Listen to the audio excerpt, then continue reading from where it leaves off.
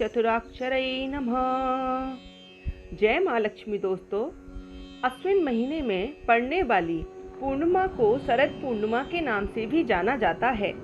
इस दिन की पूजा को कई स्थानों पर कोजागरी पूजा के नाम से भी जाना जाता है।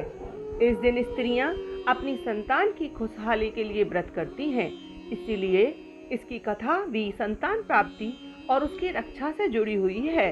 व्रत के इस दिन इस कथा का पाठ करना जरूरी कहा जाता है। ऐसे में आइए जानते हैं क्या है शरद पूर्णिमा की कथा। शरद पूर्णिमा व्रत कथा। जय माँ लक्ष्मी, जय श्री गणेश जी भगवान की, जय चंद्रदेव की। पौराणिक कथा के अनुसार एक नगर में एक साहूकार के दो पुत्रियां थीं। दोनों ही बिल्कुल अलग थीं। बड़ी बेटी बड़ी ही संस्कारी, बड़ों की आज्ञा का पालन करने वाली थी, तो दूसरी जो छोटी बेटी थी वो थोड़ी सी जिद्दी प्रवृत्ति की थी और किसी की बात भी नहीं मानती थी और अपने मन की करती थी। दोनों ही बेटियां, जैसे घर में संस्कार थे कि व्रत पूजा पाठ किया करते थे सब लोग, तो दोनों ही बेटियां पूर्णिमा का व्रत रखा करती थी। बड़ी पुत्री व्रत पूरा करती थी, पूरी आस्था से करती थी, लेकिन जो छोटी जो बेटी थी वह व्रत को बीच में ही अधूरा छोड़ देती थी और किसी को बताती भी नहीं थी। समय बीतता चला, दोनों बेटियां विवाह योग्य हुईं, तो साहूकार ने अच्छे से वर ढूंढ करके अपनी दोनों बेटियों की शादी कर दी। अब शादी के बाद जब बड़ी बेटी थी उसने हमेशा पूर्णिमा के व्रत बड़ी ही जिम्मेदारी से किए, छोटी ने नहीं किए। तो इसकी वजह से क्या दुष्परिणाम हुआ, बड़ी में जो बेटी थी उसको विवाह के पश्चात पुत्र प्राप्ति हुई, लेकिन जो छोटी बेटी थी उसको संतान प्राप्ति में दिक्कतों का सामना करना पड़ रहा था।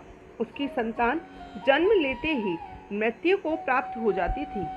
जब छोटी पुत्री ने पंडितों से इसका कारण पूछा तो पंडितों ने बताया कि किस वजह से उसकी संतान पैदा होते ही खत्म हो जाती है।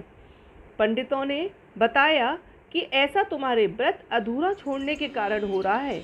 वही इसका उपाय पूछने पर उन्होंने बताया कि यदि तुम पूर्णिमा व्रत को पूरे विधि विधान के साथ करोगी तो निश्चित ही तुम्हें संतान की प्राप्ति होगी और तुम्हारी संतान स्वस्थ भी होगी। पंडितों की सलाह पर उसने पूरे विधान के साथ पूर्णिमा का व्रत पूरा किया, जिसके परिणाम स्वरूप उसके यहाँ बेटा हुआ, लेकिन कुछ समय बाद वह मर गया। इसके बाद उसने बच्चे को एक पीढ़े पर लिटा करके उसके ऊपर कपड़ा ढक दिया।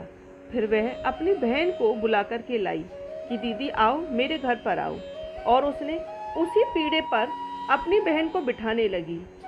बड़ी बहन जब उस पर बैठने लगी, क्योंकि उसको वो ढका हुआ था तो उसे उसका जो पुत्र था वो नजर नहीं आ रहा था कि वो उसी पीढ़े पर लेटा हुआ है, तो उसका लहंगा बच्चे को छू गया और जैसे ही बड़ी बहन का लहंगा उस पीढ़े पे लेटे हुए उसके पुत्र से लगा तो उसका पुत्र रोने लग गया, जीवित हो गया।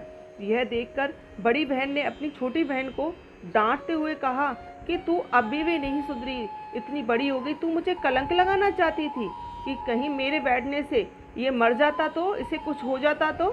तब छोटी बहन ने बड़े ही प्यार से कहा कि दीदी ऐसा नहीं है, ये तो पहले से ही मृत था, बल्कि तेरे पुण्य के कारण। दीदी, मैं जानती थी कि आप इतनी भाग्यशाली हो।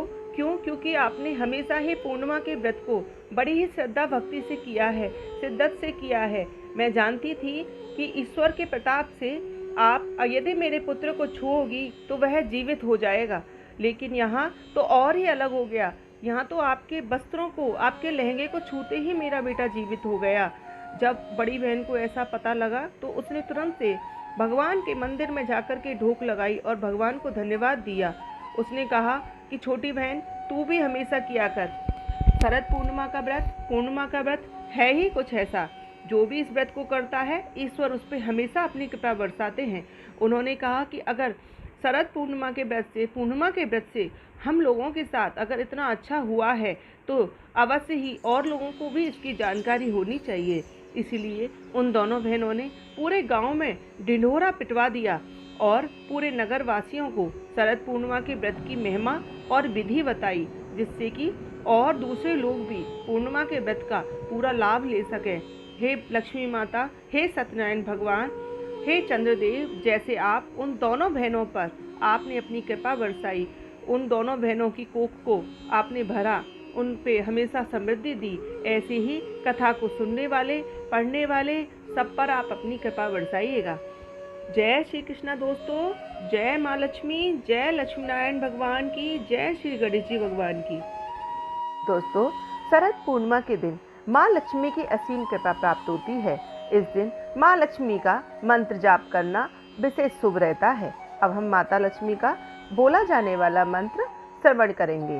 ओम ह्रीं श्री क्रीं क्लीं श्री लक्ष्मी मम गृहे धन पूरये चिंताएं दूरये स्वाहा।